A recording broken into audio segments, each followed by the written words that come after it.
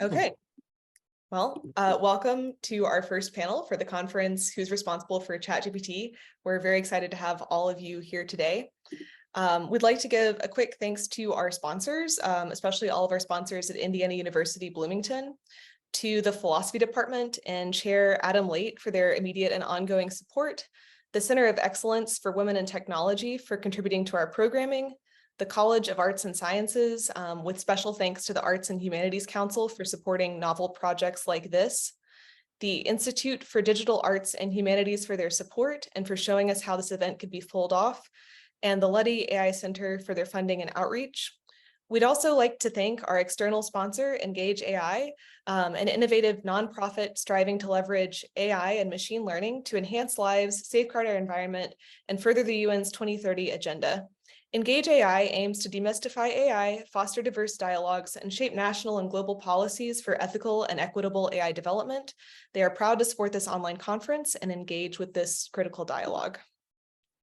Awesome. And I just want to introduce our panelists real quickly. Adam Briggle is an associate professor and director of graduate studies in the Department of Philosophy and Religion at the University of North Texas. Adam's work focuses on the negative environmental impacts of technology and the hyper-specialization of academic philosophy, both of which we've heard about today a little bit. Suzanne Kawamleh is an environmental strategy manager at Cummins, Inc., and a philosopher of science. Suzanne's philosophical work focuses on epistemological and ethical issues related to computer models and artificial intelligence in climate science and medicine. Fiona McEvoy is an AI ethics writer, researcher, speaker, and thought leader, and founder of the popular website youthedata.com. Fiona has been named one of the 30 women influencing AI in SF rework and one of the 100 brilliant women in AI ethics by Lighthouse 3.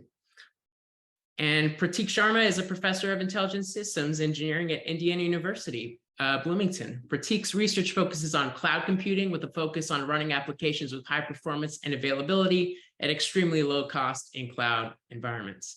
Welcome to all our panelists. And let's just jump in with a pretty high level question, but so this is the panel on like the arms race. Is slowing down AI development even possible or desirable? Like, can we get some background on what we're even talking about here? What's on the table?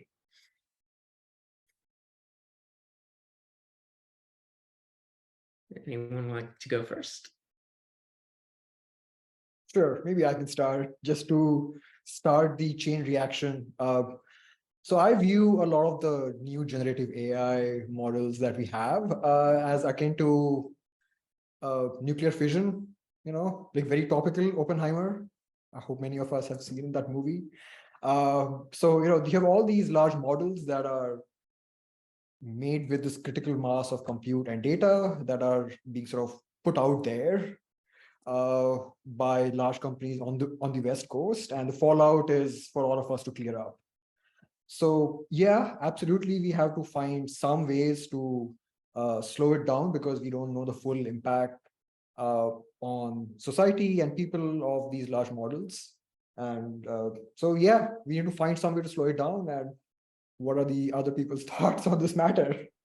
Yeah, it's interesting. So full disclosure, I'm a blogger and I write, but I do work for, in my kind of day job, I work for a Silicon Valley AI company who I absolutely am not representing in this forum, but it gives me an interesting window onto the development. And I thought about this question when you guys sent it through, and I think I'm less worried about the development of AI. I'm much more worried about the application and the ways in which it is deployed. And just to borrow from the analogy that was just used about nuclear fission, I was thinking about, like the development of drugs and pharmaceuticals, right? How do we do it? Really potent scientific discoveries. We don't stop the development, right? We don't stop the research, we control it.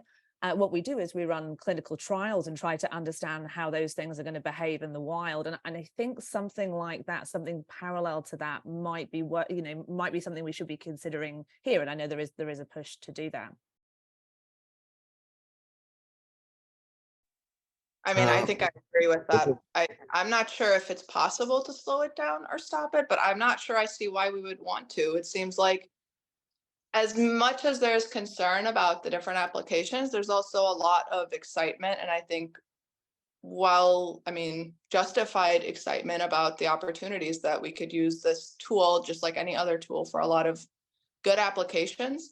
I do agree with the clinical trials analogy, though, because I think if we treat it like a tool the way we do in so many other fields, that means it does need much more rigorous testing in a lot of contexts. But I don't see that as slowing down so much as directing all that energy and power into a specific application or applications.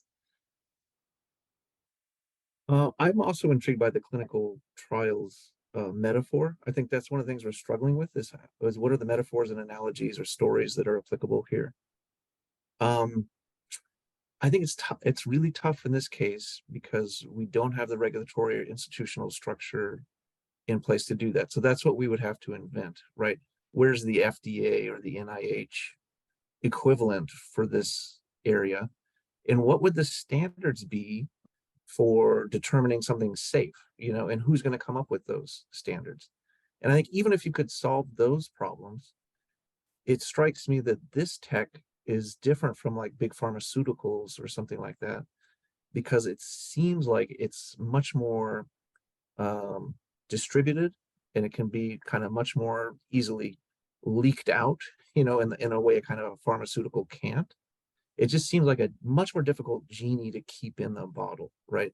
But I do think that's a helpful metaphor. That's a good way to think about it. It's just the challenges seem compounded here. I think that's a really fair point. I think it's that distribution that is the terrifying thing, right? Like we can regulate, and I believe there should be some kind of global regulation on this. We do need to have an international body that looks at this and understands. But I think that's the issue. It's so easily accessible and falls into the hands of those that will not be bounded by regulation and any rules that we may wish to impose. And therein lies the real head scratcher, I guess, which is why we're having this conversation today, and many others are. I don't want to take your point too literally, but I keep thinking like we have chemical spills all the time or different pollutants. And that is something that it's hard to control. There's a lot of substances that are difficult to control. And I also think there are regulatory advances. I think they're a lot further ahead in terms of China, for example, or the EU, but that's starting to pick up. I'm not sure I see a fundamental difference, though. I mean, distributed agency is a problem with climate issues and environmental impacts, and difficult to control substances and processes are frequently the case too, even medically, because your drug could have a lot of other interactive or complex outcomes that you don't anticipate. And I feel like that's a risk we regularly take. And so the question isn't necessarily, is this a different kind of risk? But do the existing structures for managing risk, can we neatly apply them here? And if not, how can we adapt them so that they're more useful to us? Yeah, that's a really good way to put it. I'm glad you're recording it. I thought that was really smart. I wish I recorded myself. I was just about to say that I also like the whole clinical trial analogy, and people have been trying to apply that, have something like the FDA for the prior generation of AI, including things like face recognition. This has been an ongoing effort at UMass Amherst, for example, for the last 5 years. But it hasn't gone anywhere because it's very hard and painstaking and slow to create regulatory mechanisms and enforce the policies. And the speed of AI development far outpaces that. So it may not necessarily be a very practical approach in the short term. That's one of the fears. But I think the distinction between slowing down the development versus slowing down the application of large AI models is extremely vital. And I would like to start with the first part, like how do you slow it down? How do you slow down the development of AI? And while there aren't, I think it will take some political will and enforcement of existing law. A lot of these models are trained on data with shady copyright issues, and it's not clear whether these open source models are legal from a copyright perspective, for example. So if that was strictly enforced, you would stop development of the models tomorrow, right? So, but clearly that genie or there isn't enough political will to enforce existing laws even. So, but I think that will be an interesting issue of how the development is regulated. Well, in that case, that's a very nice transition to the next question. What regulations or policies should individuals, companies, and governments implement to ensure AI safety?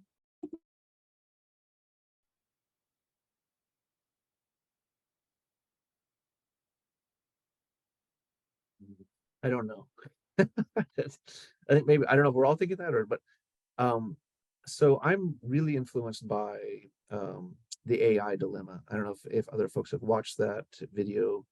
It's free on Google, or it's a YouTube video. And one of the things that gets mentioned there is that there's 30 researchers developing AI for every safety researcher in the field. So leads me to think that that's too big of a gap there. So one thing that I thought when I read that question is, I don't know enough. I'm not in the field. I'd be interested to hear what other folks think. But I think we need to develop the brain power and the skills within the industry to tackle that question at the same rate and sort of intensity that we're tackling the technical questions of what can we do with this stuff. It just seems like, once again, this is another tech where we're really gung-ho about developing it and not thinking about the unintended consequences. So the first thing I would do if I had a pot of money or something is fund a bunch of smart people whose job is to think those questions and who are in positions of power to actually be listened to, you know. I think that's a really good point, just particularly the last part there about being in positions of power. I think that when thinking about regulating AI and keeping a tight grip on the things that can go wrong, and I think at the moment with generative AI, well, I'm sure we'll get to it, but misinformation at scale is something that is really seriously an issue that we need to be addressing. But I think there needs to be more and greater technical proficiency within those that regulate and legislate. So I know that there's a push at the moment for an international body, and I forget now, I'm grasping for it, what the proposed name is, but it would be a body akin to those that regulate, you know, what we do with aviation, what we do with nuclear power. But the proposal is that it kind of has two sides to it, one of which, you know, we determine what the harms are and what the penalties are and where those occur. But the other side of that body, as per the proposal, from how I understand it, is that, you know, you have technicians in there trying to properly understand where, for example, misinformation is coming from, how it's scaling, how we can stymie that scaling. And so I think it's about, you know, I guess governments and international regulatory bodies, if we were to have one, to become aggressive in hiring young, smart people sometimes, I guess, out of college, and, you know, we're thinking about the future, and have them trained up, you know, to specifically focus, to your point, on safety, not just within an organization, but at a global scale and, you know, with a kind of bird's eye view. But at the moment, we've all seen testimony in front of Congress and things like that, whereby it seems like, you know, our legislators, our regulators, lots of people who are involved in implementation of laws and regulations aren't necessarily those that know the most about it, and that does put them at a disadvantage. I think, like, to push that just a little further, though, is we also need a lot more of that kind of education or communication in an accessible way to people who are going to be impacted by decisions made. More than just young, smart people or researchers, I'm a little bit skeptical about researchers' abilities to, like, a priori understand the harms or be able to predict what the harms. I mean, we can do that, right? Like, I can sit and be like, okay, so when you're using this AI tool, here are a list of, like, predictable harms, but I think we lose something by not engaging those who are going to actually be subject to the use of these tools, because they oftentimes have a much more, if they're empowered with the tools to understand the technology and to engage in that conversation, I think they can have a lot of valuable input there. So I think you're right about needing more people in AI safety, but I think we also need just more people in general, not just researchers or specialists.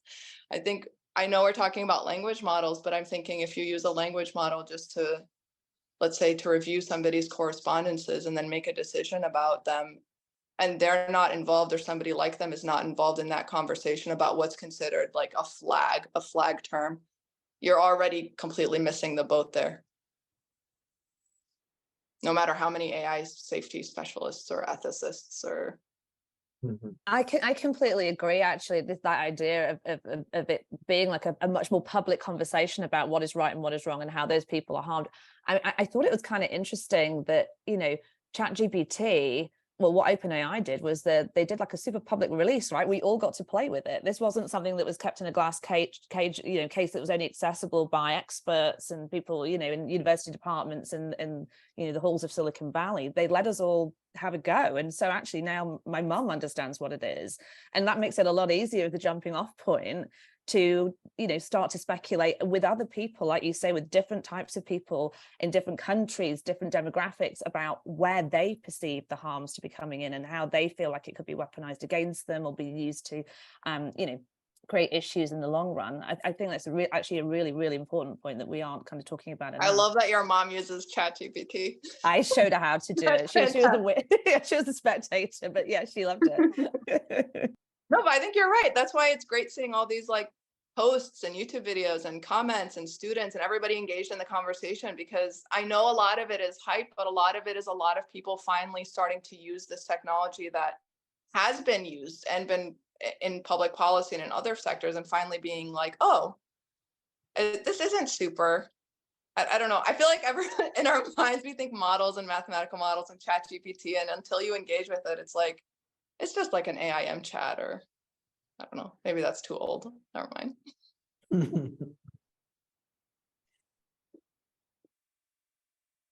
So on this topic, like, so what are the most important risks to address? Because like a lot of the conversation seems to be around like existential risks, like, oh my God, what if we destroy everything that matters and quadrillions of future people don't exist? This is the most important thing that could possibly ever happen in humans. Okay, so maybe that's important. Is this the most important thing we should be doing? What are the risks, like, or is it just hype? Like, let's actually get into this a little bit.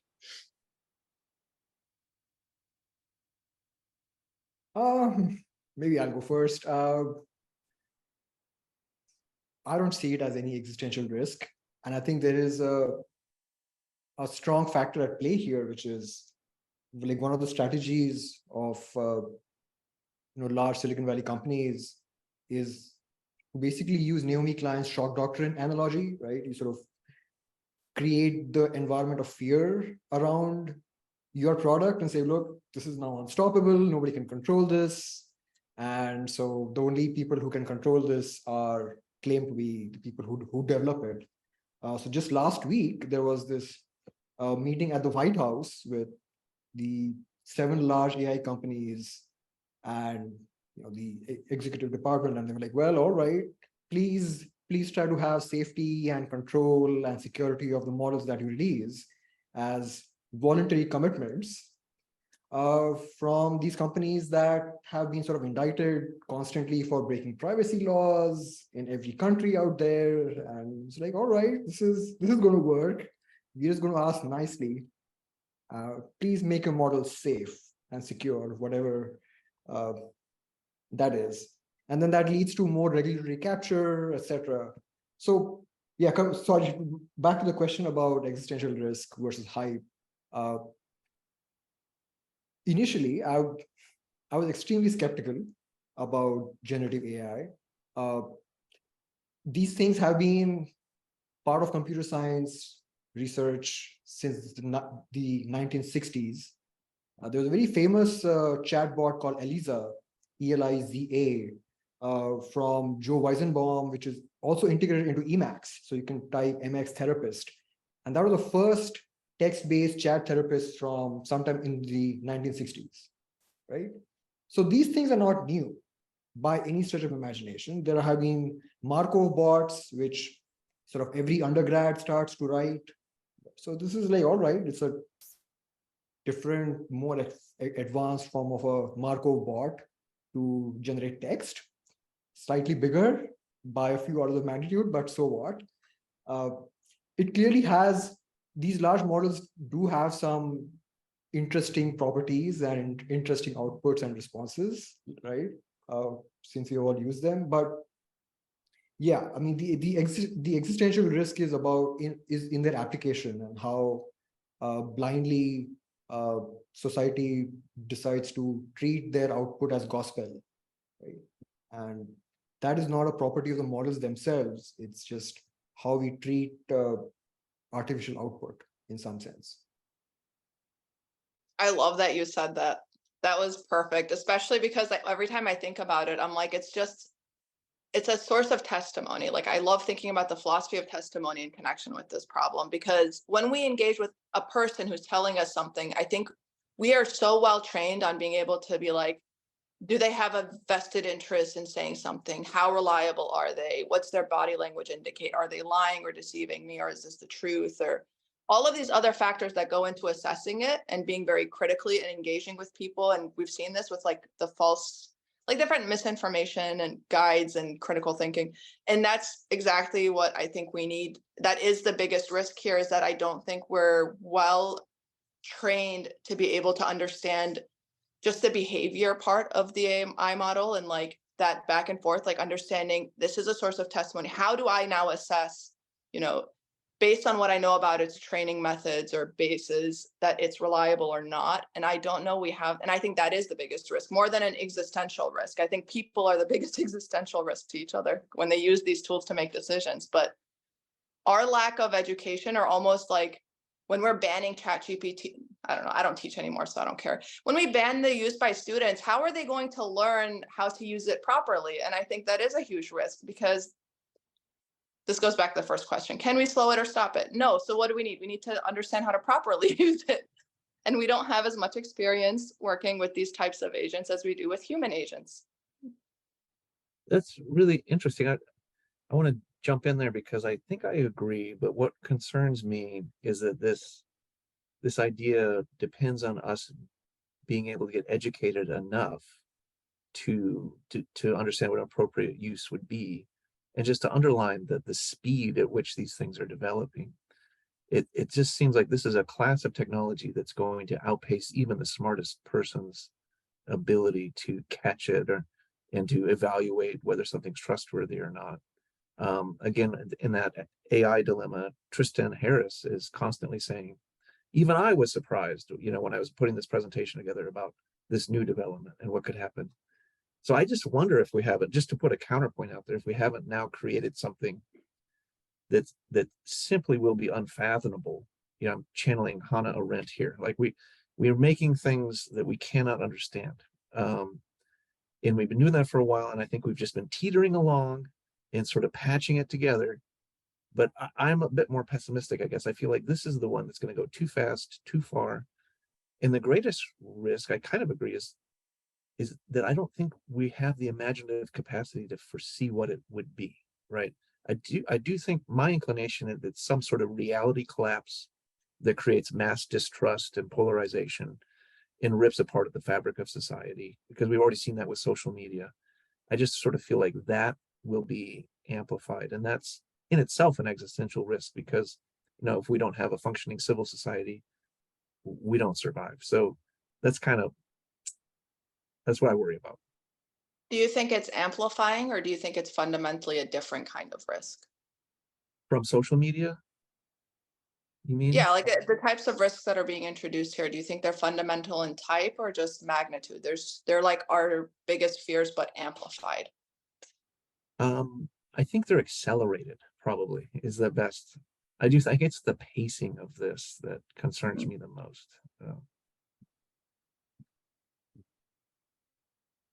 I think it's an interesting thought, this idea that it's kind of running away faster than we can catch it. And I don't know if anyone else kind of reads some of the stuff that the Professor Gary Marcus from NYU puts out there. He's kind of very he's ultimately like an AI optimist, and indeed he's been involved in the development of AI and robotics products. But he's very interesting in that he's also very quick to point out importantly point out like the huge flaws. Like 1 second this thing will blow your mind, and the next second it will completely underwhelm you, right? When you're using ChatGPT, I guess I'm talking about.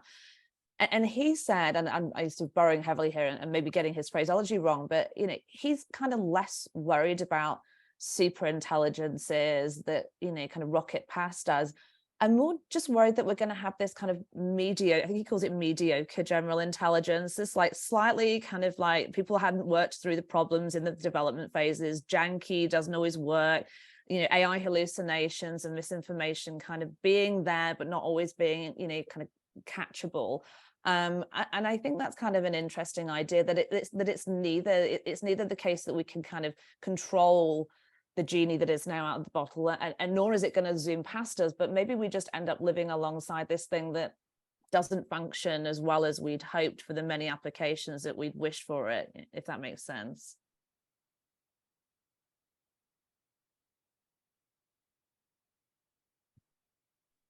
Well, maybe now's a good time to turn to the positive side. We've talked a little bit about the risks of AI, but what do you think is a realistic positive vision of how AI could maybe make the world a better place?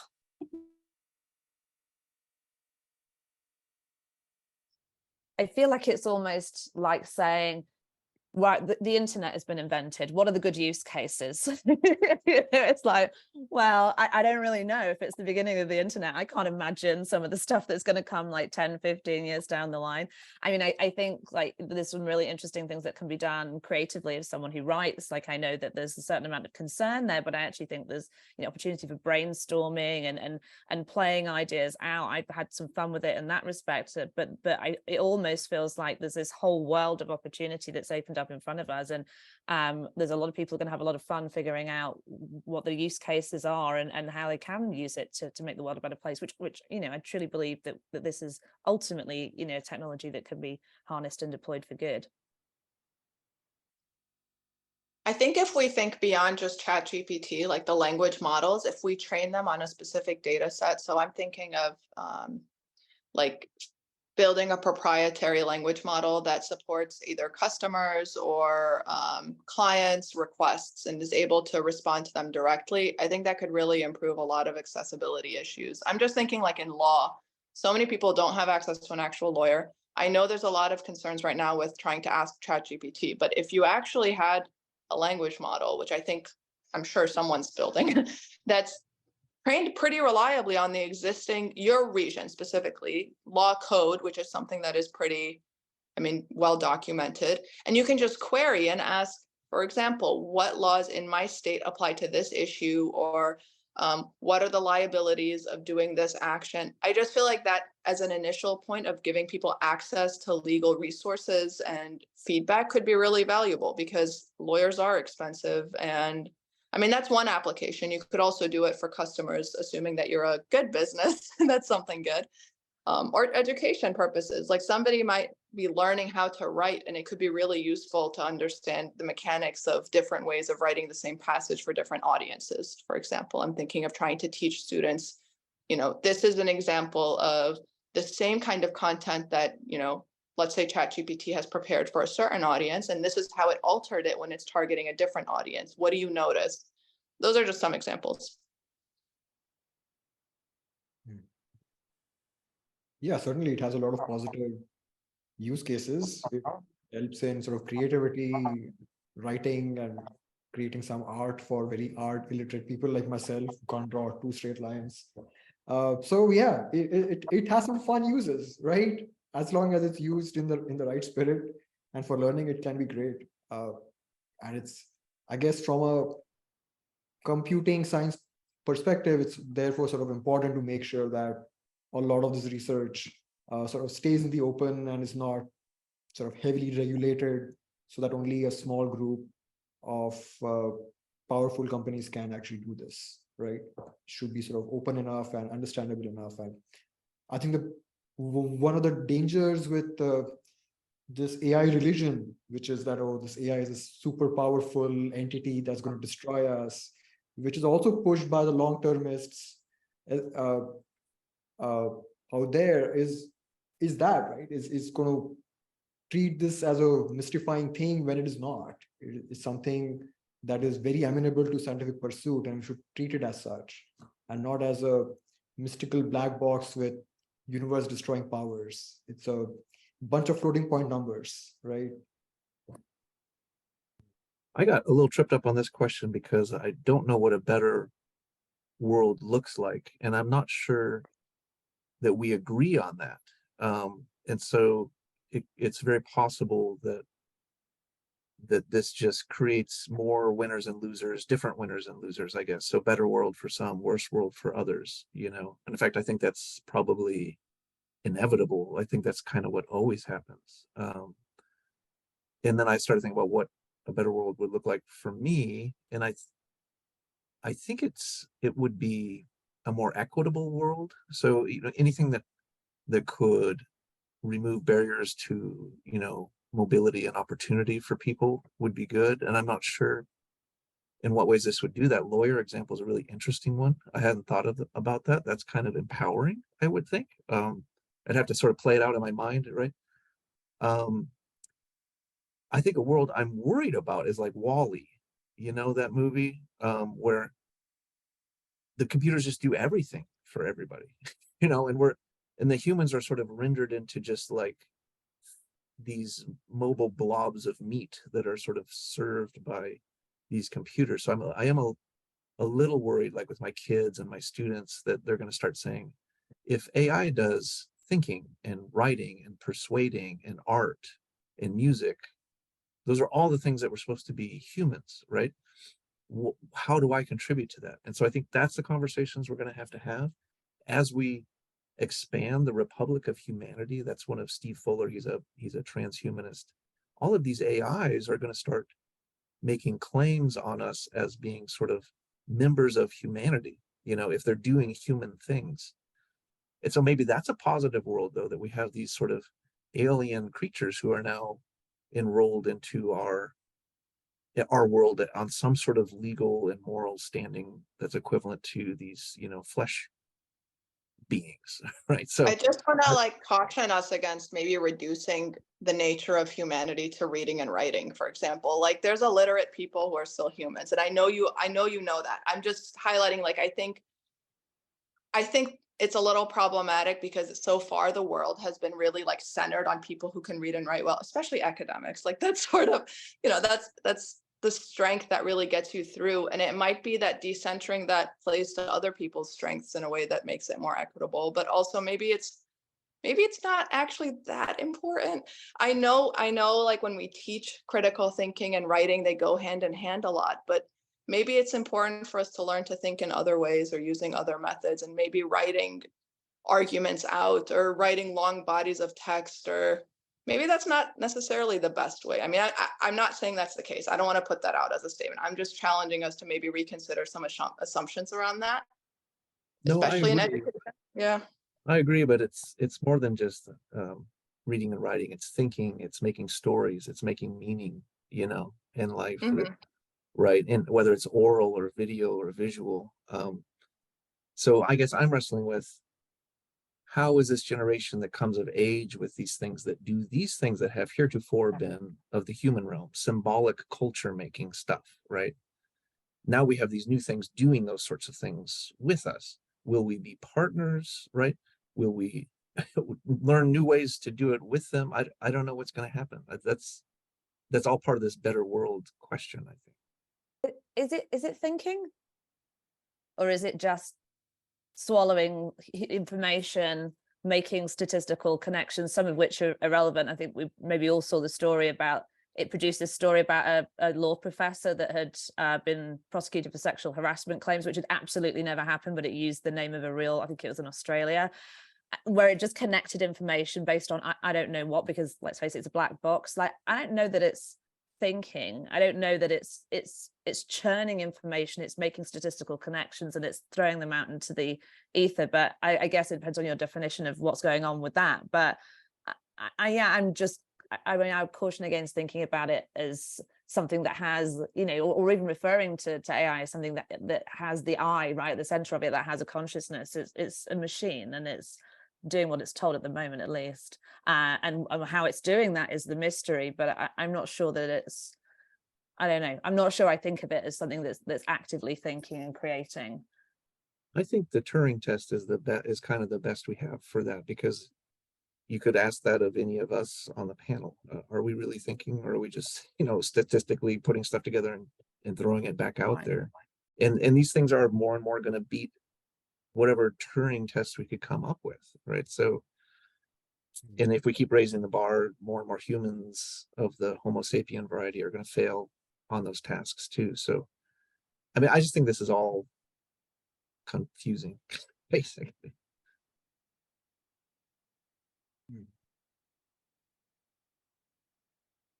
Maybe this is a good time for us to open it up to the public for some Q&A. So here's our system. We have a chat right now. You can, if you have a question, please just type it in and we'll call on you. We're just trying to select questions in an order that helps the conversation develop. Please remember to be kind, constructive, and concise, and let's have some fun. So first up, I think, Kirk, do you have a question? Would you like to unmute and ask it? Yes. By the way, I can only type in messages, direct messages in the chat box to you, to Elizabeth, and to Maddie Brumley, all co-hosts. So is that the system? Yeah. Okay. Yeah, just message Ricky or me. Okay, got it. Okay, well, now I have two questions. One is to kind of follow up on something that Suzanne said about sort of positive uses of AI systems like the large language models. The thought is they'll improve. Maybe we'll get them to the point where they don't do, grotesque hallucinations. But there's still an issue about how reliable they are. And one of the issues here about that is that, they're black boxes essentially, because they're just, really deep networks that are trained up. And we don't have an analytic understanding of how they do what they do. And so we need, a kind of measure of how reliable they're going to be. And so, one of the technical challenges is, how to do that and how to do it in a way which projects reliably itself. So that, small changes in kinds of questions people ask don't generate, wildly different kinds of levels of reliability. And then a separate question is, well, how reliable should they be before they are employed in these ways? And that's an important one. And then a third question is, well, you're never going to get 100% reliability. Right. And it's not the kind of thing that you can check except externally by seeing whether or not against a series of questions you ask whether it gives reliable answers. So suppose it gives a wrong answer and someone relies on it and some harm results. Who's going to be liable for that? So that's going to be an important question to sort through as well. The other thing I was going to say, Turing test is a bad test for intelligence or cognition. Ned Block's paper, what was it, Psychologism and Behaviorism, demonstrates that. So we really need a better story about what cognition involves. Kirk, were all like 4 or 5 questions for everybody, or were those all for me? Oh, I could say those are all for everyone. Okay.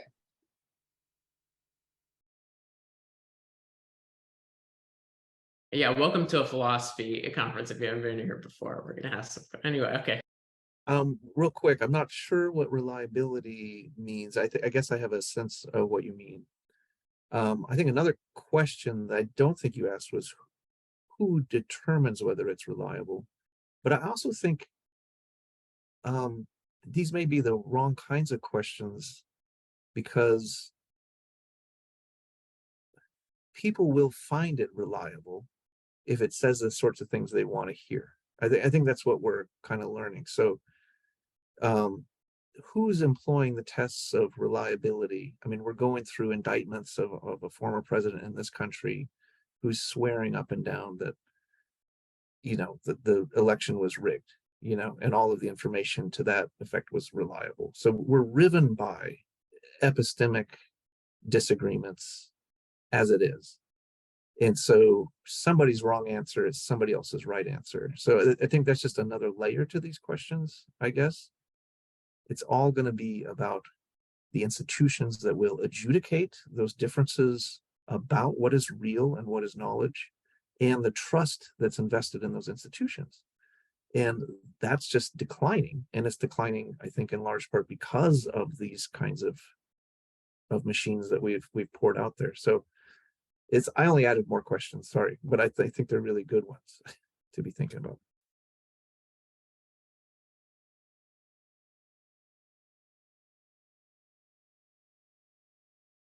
Yeah, I think this notion of liability is also very interesting, and that question, ultimately, it will, and that is already being, so the analog of that is already being raised for copyright issues.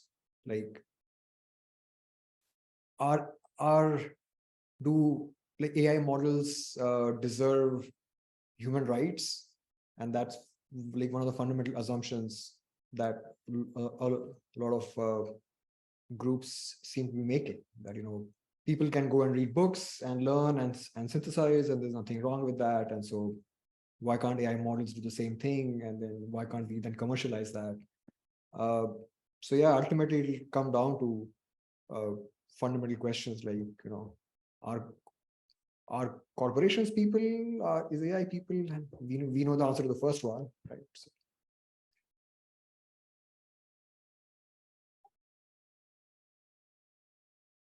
You know, with respect to reliability, I was thinking about, you know, the sort of small scale applications that Suzanne was suggesting. So you have a company and you want to fire all your customer service representatives and replace them with a large language model. You train them up on the data set involving your policies and your manuals and your, you know, the directions that HR has prepared for customer service representatives. And then you let it loose on customers. You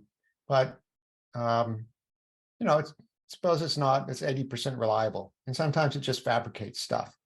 Okay, well, it's 80% reliable, and, you know, answering factual questions about you know, policies the company has in its products and so on, and return policies and you know, promotions and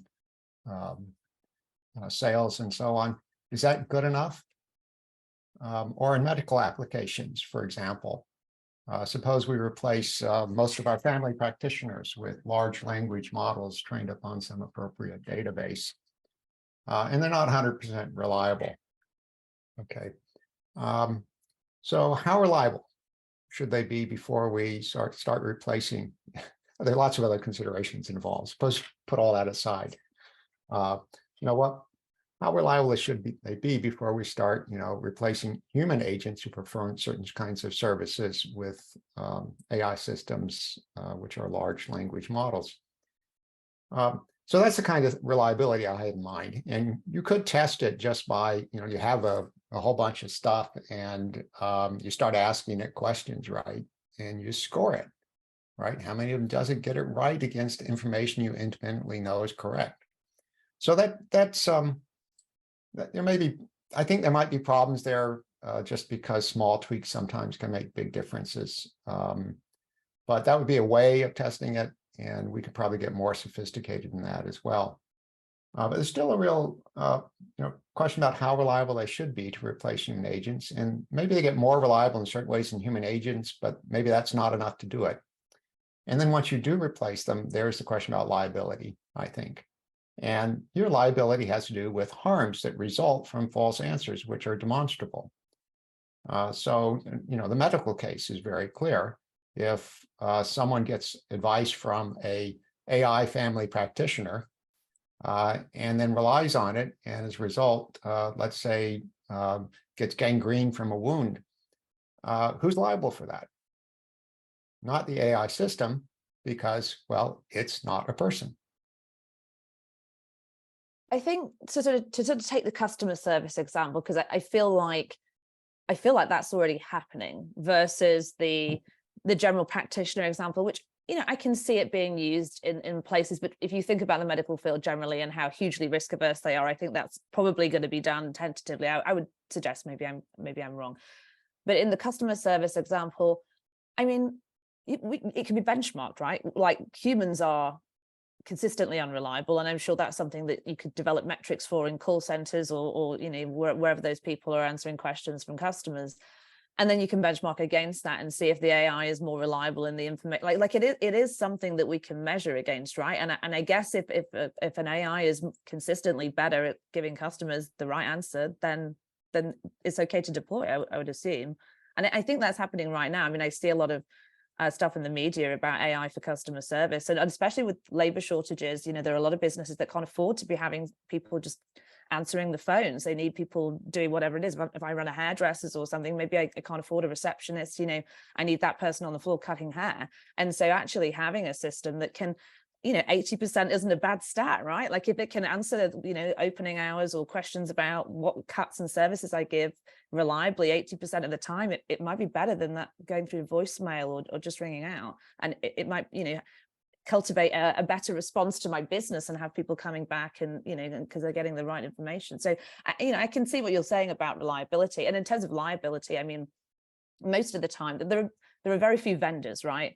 Most companies are either using the technology, but very few are building the technology. And I think those vendors, and we can all think about who they are, OpenAI and various others, I mean, I feel as though the liability is going to be traced back to them. They're putting a lot of brain power into this, and it's their baby, and I feel as though they're responsible for making sure that serious harms are mitigated. I think we have another question from Paul Howitt. Oh, sorry. I was going to try to get us to so we could get more questions. Go for it. Okay. Go for it. Yeah, feel free to circle back. I think Paul's question is somewhat related. Oh my goodness. Okay, do you want me to say it out? Yeah, go for it. All right. Yeah, so I think I'm sort of coming a little bit from a similar perspective as Adam is here. And I guess I'm known in the group around here as sort of the doom and gloomer. So I guess I'll just ask the doomy gloomy question. So I guess I'm thinking of this from the perspective of responsibility. So I've been really influenced by Hans Jonas's book, The Imperative of Responsibility. And a lot of the way I'm thinking about AI right now comes from that. And I'm thinking of responsibility in a sense of like a forward-looking care and concern for what things are good, what things sort of have some sort of claim upon us or have some sort of like well-being that they can show or live out. And I'm wondering, like, does it seem more likely that we as a species are going to use AI responsibly? Or is it more likely we're going to use it irresponsibly? And if it's the case that we're more likely to use it irresponsibly, does that sort of give us a duty to sort of figure out like, okay, are there ways that we can counter this and like maybe take a little bit more of an aggressive stance against it? So I come from that perspective. I think we're more likely to use it irresponsibly, and so it makes me concerned. But I'm curious to see what you guys think about this. Well, it's interesting because Jonas says that we have a duty to know, so as our powers of technological powers grow, they're matched by this power, this responsibility to know about it.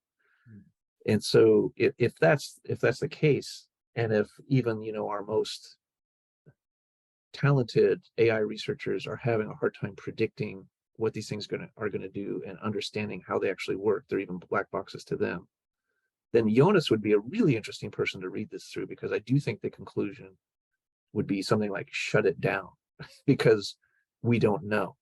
And Jonas also, the forefather of the precautionary principle, would have us shift the burden of proof from assuming that it's safe until users or the use environment proves it's dangerous, to assuming it's dangerous, or even I would think you'd argue even unacceptable, until it's first proven. And this gets us back to the clinical trials. I don't know how we prove it, proven to be safe and responsible. So Jonas definitely sends you down a doomerist pathway. I could see that. And he's influential on me as well. So yeah, I think that's interesting. Can I ask you a question, Paul? Because there's harms we know and harms we don't know, and benefits we know and benefits we don't know. Do you think we're in a world where the harms are known and the benefits are unknown? Or do you think we're in a world where the harms and benefits are unknown? Or do you think we're in a world where the harms are unknown and the benefits are known? I'm just curious, because I think that makes a difference for this application of this precautionary view. So specifically with the AI stuff, Yeah. or Yeah. I think Yes. there are way more unknowns on both sides than there are knowns. Because I think at this point it seems like we're in very early days. Like, I mean, the research has only been going on for like half a century in terms of these like sort of newer models and stuff, and like the advancements have been quite fast. So I think there's lots of room for further development and lots of incentive for people to develop it, that it can go in all sorts of different directions where we don't know what the trajectory is going to be like. I'm concerned because if we don't know any benefits and we don't know any harms and we can't do anything until we know, it's not clear. Maybe this is a little too empiricist, but it's not clear how we're going to know any of that if we don't first start using it or developing it. You know what I mean? It feels like almost we want to figure out the harms and benefits before developing or using a tool. And I'm not sure that that's possible, but I also don't want to be putting, if I misinterpreted, you can clarify. No, that's really interesting. I think we know things that could happen more than we know like where things are going to go. And I think it's the things that could happen maybe that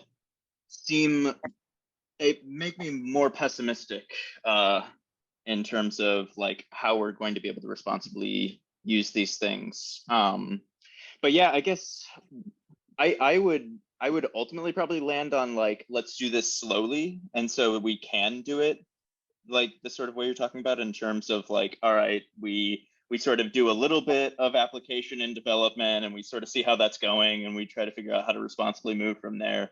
But I don't think that's how our geopolitical system works, or is likely going to work at any time soon. So I don't think that that's a plausible way in which we're probably going to take it. So I'm more inclined to be like concerned about what direction we're going to take it.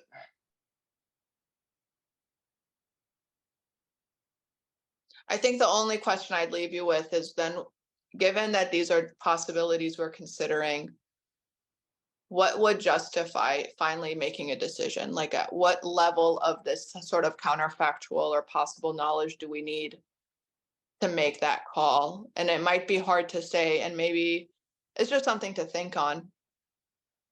Yeah, I'm gonna leave it there. Actually want to follow up. We have a closely related question. Oh, it looks like Don just stepped out, but Don asked, so it's a near certainty countries like China and Russia and North Korea are going to push ahead as far as they can. Like, so okay, so the good people stop. Okay, what do you think about this? Like, who are we even talking about with like possibly controlling the arms race? I take it that's the spirit of that question. Well, it's actually interesting. I'm not so sure China is really happy about hitting the gas on this one because of the free speech and democratizing potentials of all of this technology. So I don't know if I call that a near certainty, but I think the spirit of the remarks is right, and that's why I took it Paul's sort of pessimism about the way our geopolitical system works.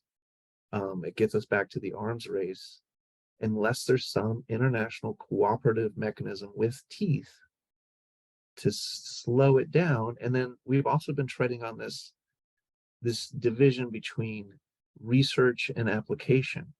And I just think there's not much of a valve there to get a hold of. There's not a whole lot of, especially with AI, a lot of software stuff. It's really hard to have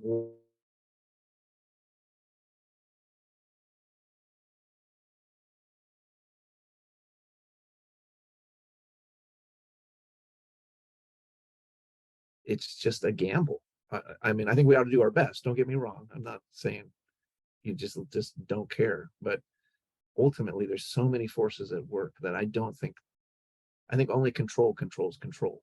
You know, we're not gonna design a sort of system globally that's gonna get ahead of this arms race.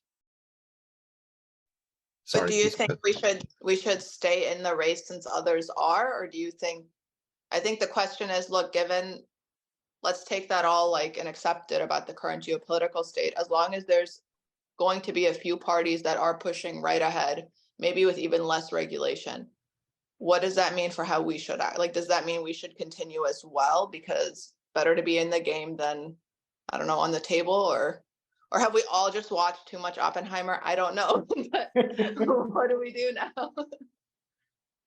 I don't know. Good question. Good question.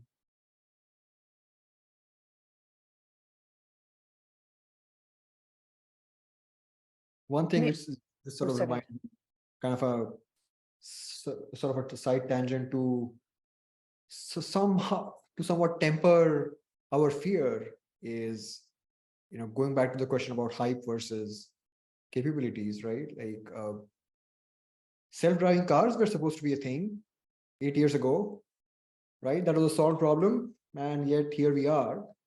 And so let's just pump our brakes, right?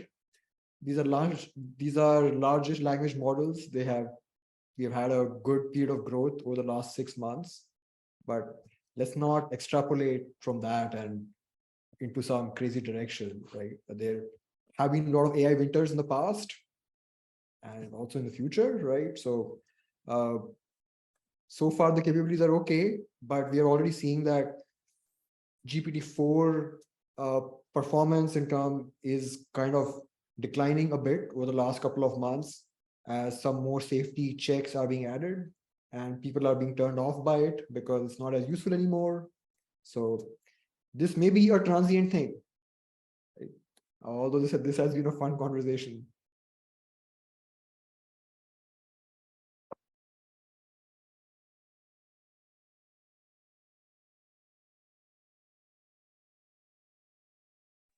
Yeah, I'm just skeptical about how good they are. I just don't think they're Yeah. that good. So it's a little hard to be too. Yeah, I think you're right, Prateek. And I think that's exactly I thought GPT-4 I thought was worse. But I mean, that's just playing around with it for basic use. And so that's part of, I think, the skepticism. But that does highlight, I think, are people now going to be saying we should, pull back the reins on safety checks because they're degrading performance, and we want to make that trade-off or not? Yeah, I don't know, but I'm getting flashbacks. In 2007, I was part of a team that was trying to think about the social implications of new media, as social media was coming out, and we just missed everything. And I mean, we maybe weren't the smartest group, but I just don't think we can see around the corner as it goes faster and faster and faster. The corner gets closer and closer, So I think it's going to blow up, but I don't know. Yeah, I mean, I think like sometimes I feel like the real big questions can be like thinking about the kind of existential risk and how we could end up in this kind of dystopic situation where we're kind of riddled with distrust. I mean, honestly, I think those things are important. I think like the near term we should really be thinking about like what if this thing was used in hiring, and like what implications might that have? Let's talk about the things that we can grasp. We can all kind of we can all ideate about how it could all go impossibly wrong, but we don't have the technology to mitigate that right now. If it's some some super technology that's down the line, then we don't have the tools to get ahead of it. I think what we can get ahead of is to go back to the original, like the applications and let's start with what we can stop and what we can control, and then work from there. I think that's a great note to wrap up the formal panel discussion on. Thank you all for the excellent discussion. And thank you everyone else for all the questions and for being here with us.